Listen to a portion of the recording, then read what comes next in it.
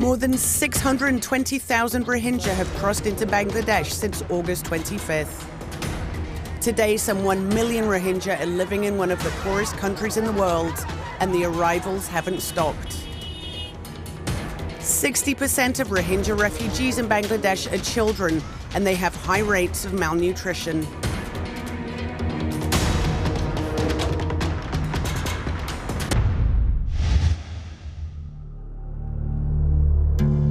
A strip of land just a few meters wide, and thousands of Rohingya waiting to access nearby refugee camps. There seems to be no end to the exodus of Myanmar's Muslim minority. This is the fourth wave of Rohingya refugees to arrive at the Anjuman Para border crossing since Myanmar's military started a crackdown on August 25th.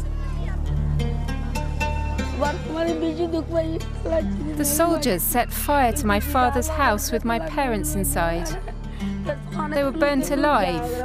The military took everything from them. They put restrictions on our movement. We couldn't move after 6 p.m. and we needed a permission to work. At first they took the cattle and then everything else.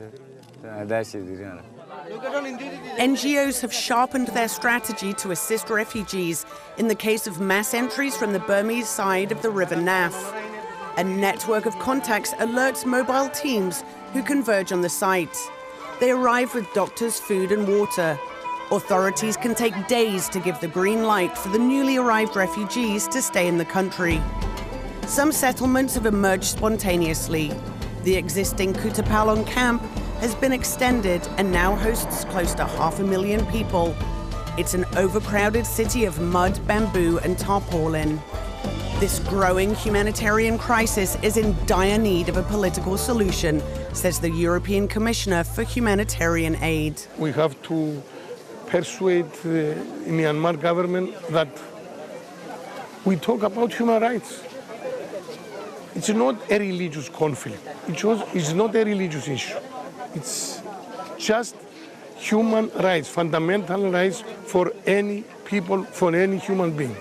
I agree with Secretary General Antonio Guterres that maybe the only description for this situation is, yes, ethnic cleansing. Rafika arrived in Kutupalong 2 months ago. Her parents were shot dead in Myanmar as they were fleeing their village. Her grandmother is now taking care of her. We met them at a centre run by Action Against Hunger, or ACF, an EU-funded NGO that provides food and basic assistance. I was really hungry when I came here. After having had my first meal, I felt better as I hadn't eaten anything for 7 days during the journey to Bangladesh. The ACF Centre used to feed only pregnant and lactating women. Since August, it provides meals to anyone in need. They started with 800 meals a day. It's now many, many more. This kitchen prepares 50,000 meals a day. Up to 7,000 are served inside this facility. 43,000 are delivered inside the camp and in the makeshift settlements around it. 15 chefs have been working since early morning, helped by a huge group of Rohingya volunteers. What kind of food do refugees receive? Refugees receive hot meals every day, and it's a traditional dish called khichdi. So you can see it's being cooked, it's very nutritious, and it's made according to the government of Bangladesh's national guideline on community-managed acute malnutrition. Humanitarian assistance has been scaled up across the board. Over 70,000 litres of water leave the centre daily to be delivered to makeshift camps where refugees have no source of clean water or buckets to carry it. 21% of Rohingya refugee children under the age of 5 suffer from malnutrition. That's according to UNICEF. Despite the aid provided, malnutrition has worsened since last year. We screen more than 100 children every day, only through this center. Apart from this, we are also doing a massive screening of children under 5 in the communities, and we go out with our mobile teams. And what are the conditions of the children? Majority of the children that we are coming across are moderately or severely malnourished. They look traumatized. We can see there. Yes. This is a case. This is a case of severe malnutrition. Most of the refugee children arriving in Bangladesh are traumatized and they struggle to adapt to their new life. Here they find a space for playing and talking. Now, on an average, we have like 100 follow-up cases. At the moment, we are observing and we are giving them individual counseling as well as group discussion sessions so that they can have a good understanding and good coping mechanism on them. Northern Rakhine State, the Rohingyas' traditional home in Myanmar, is almost entirely off limits, even to NGOs.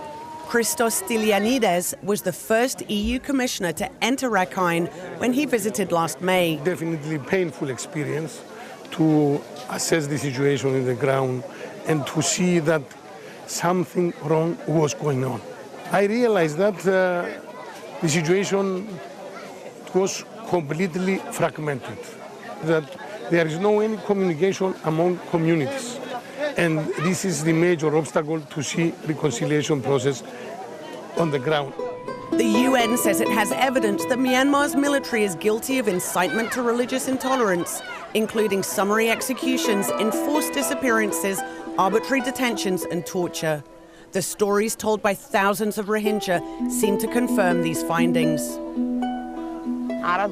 In the past 2 or 3 years, torture became more violent. It was like we were in prison. We couldn't move, women were tortured and raped, children were killed. I saw this with my eyes. We didn't have any freedom, that's why I came here to Bangladesh. I came to Bangladesh to find peace. To stop the flow of Rohingya into one of the poorest countries in the world, Bangladesh and Myanmar have agreed to cooperate on the repatriation of refugees, a policy cautiously supported by the EU. There are a lot of obstacles to see real return and real repatriation of the Rohingyas, frankly speaking. But as European Union, we focus on this process because it's the only way to see a real peaceful situation in Rakhine State. The UN also supports repatriation in the long run, but for now it fears that if Rohingya like Rafika return to Myanmar, they could be detained instead of being allowed to go home.